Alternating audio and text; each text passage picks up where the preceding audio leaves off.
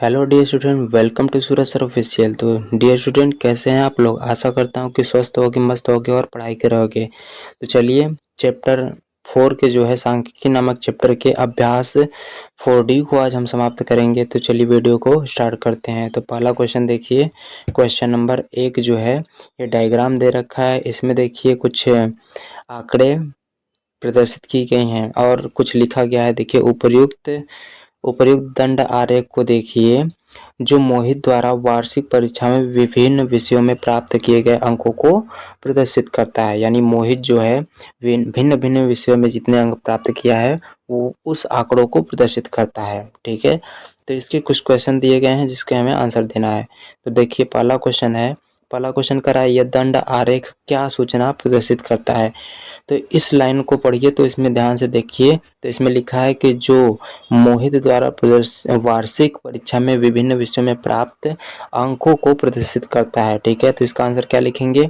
मोहित द्वारा वार्षिक परीक्षा में विभिन्न विषयों में प्राप्त अंकों को प्रदर्शित करता है। ठीक है, तो देखिए दूसरा क्वेश्चन क्या है, किस विषय में मोहित ने अधिकतम अंक प्राप्त किए हैं।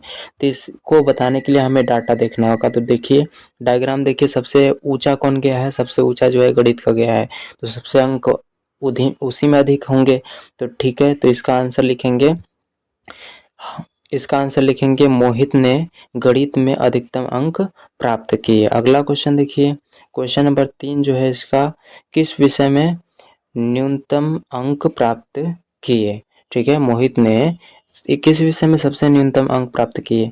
तो मोहित ने जो है सामाजिक विज्ञान में जो है न्यूनतम अंक प्राप्त किए। क्यों? क्योंकि देखिए इसमें सामाजिक विज्ञान का जो है डायग्राम सबसे छोटा है। ठीक है, देखिए ये जो है केवल 50 के लाइन तक ही जाता है, जबकि जो अंग्रेजी का जाता है वो 55 के आसपास पहुंचता है। ठीक है, तो जो है सामाजिक विज्ञान में मोहित ने सबसे कम अंक प्राप्त किए, यानी न्यूनतम अंक प्राप्त किए। ठीक है, क्वेश्चन नंबर 4 देखिए, ये गलती से लिखा गया है एक, यहाँ पर 4 होना चाहिए। तो चौथा क्वेश्चन है, प्रत्येक विषय के नाम और उन विषयों में प्राप्त किए गए अंक भी लिखिए। यानी प्रत्येक विषय को लिखना है और उसमें प्राप्त अंक को भी लिखना है।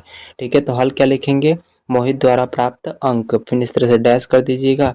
उसके बाद लिखिएगा विषयों के नाम, जैसे विषय हिंदी, और उसमें कितने अंक प्राप्त किए? 60 अंक।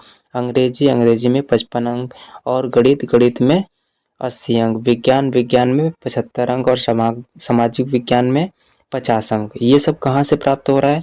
ये जो है हमें डाटों से प्राप्त हो रहा है। डाटा जो दिया गया है इसमें देखिए, हिंदी कहाँ तक पहुँचता है? हिंदी का जो डायग्राम जो है 60 तक पहुँच रहा है, इसलिए हिंदी में 60 अंक। अंग्रेजी देखिए, अंग्रेजी जो है 55 तक पहुँच रहा है, तो ये जो बीच में इस तरह से आ रहा है यही, इसलिए ये 55 अंक इसमें प्राप्त किया है।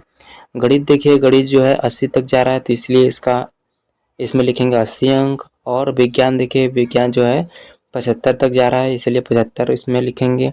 और सामाजिक विज्ञान में देखिए ये 50 तक पहुंच रहा है, तो इसलिए इसमें कितने अंक प्राप्त किए? 50 अंक। तो ये सामाजिक विज्ञान में हो जाएगा 50 अंक। ठीक है, तो इस तरह से हमारा पहला क्वेश्चन समाप्त हुआ। दूसरा क्वेश्चन देखिए, ये दूसरा क्वेश्चन का डायग्राम दे रखा है और इसका पैमाना देखिए, पैमाना दे रखा है 1 सेमी बराबर 5000 टन।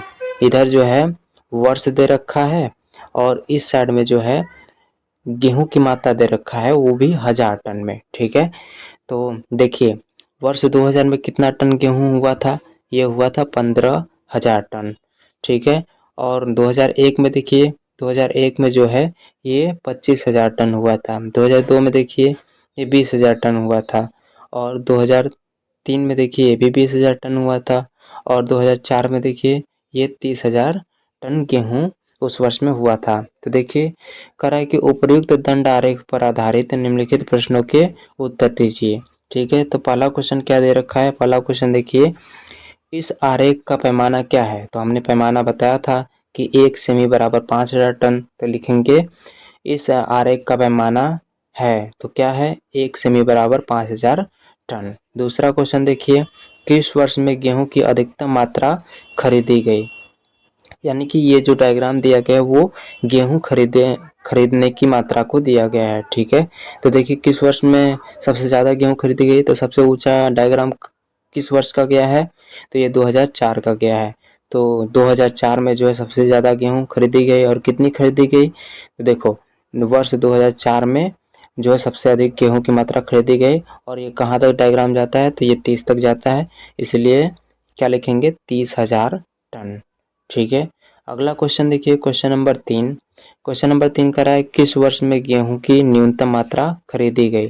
तो सबसे कम ऊंचा कौन सा डायग्राम क्या है, तो किस वर्ष का डायग्राम क्या है, तो ये क्या है 2000 का। ठीक है, तो सबसे कम गेहूं किस वर्ष में खरीदा गया है, तो वह खरीदा गया है 2000 में। वर्ष 2002 में गेहूं की कितनी मात्रा खरीदी गई, तो वर्ष 2000 में गेहूं की कितनी मात्रा खरीदी गई, तो वो खरीदा गया 20,000 टन। ठीक है, अगला क्वेश्चन देखिए, क्वेश्चन नंबर 3। क्वेश्चन नंबर 3 करा है निम्नांकित दंड आरेख किसी आवासीय विद्यालय में प्रवेश पाने वाले शिक्षार्थियों की संख्या को दर्शाता है। ठीक है, ये जो डायग्राम बनाया गया है वो आवासीय विद्यालय में प्रवेश पाने वाले शिक्षार्थियों की संख्या को दर्शा रहा है। ठीक है, तो देखिए उपर्युक्त दंड आरेख के आधार पर निम्नलिखित प्रश्नों के उत्तर दीजिए। तो पहला क्वेश्चन दे रखा है, कह रहा है कि वर्ष 2001 में शिक्षार्थियों की संख्या कितनी थी। तो वर्ष 2001 में जो है शिक्षार्थियों की संख्या कितनी थी, देखिए ये 2001 का डायग्राम 40 तक गया है, यानी कि वर्ष 2001 में शिक्षार्थियों की संख्या कितनी थी, तो वो थी 40। ठीक है, दूसरा क्वेश्चन देखिए, वर्ष 2002 में शिक्षार्थियों की संख्या 2001 के शिक्षार्थियों की संख्या से कितनी अधिक थी। तो सबसे पहले देखिए वर्ष 2002 में शिक्षार्थियों की संख्या कितनी थी, तो वर्ष 2002 में जो है वो कहाँ तक डायग्राम जा रहा है, तो वो जा रहा है 60 तक। ठीक है, और वर्ष 2001 में शिक्षार्थियों की संख्या कितनी है, तो 2001 में देखिए ये 40 तक जा रहा है, तो ये हो जाएगा 40।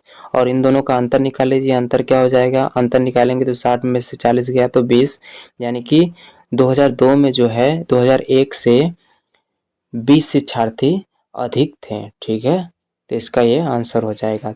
तीसरा क्वेश्चन देखिए, कह रहा है कि अधिकतम शिक्षार्थियों की संख्या किस वर्ष में थी। तो अधिकतम शिक्षार्थियों की संख्या किस वर्ष में थी, तो सबसे ऊंचा डायग्राम किस वर्ष गया था, तो ये गया था 2002 में, तो इसका आंसर हो जाएगा 2002। ठीक है, तो इस क्वेश्चन का आंसर हो जाएगा 2002। तो ये थे अभ्यास 4D के 3 क्वेश्चन। यदि वीडियो पसंद आया तो लाइक से सब्सक्राइब जरूर करिएगा। मिलते हैं अगले वीडियो में, तब तक के लिए धन्यवाद।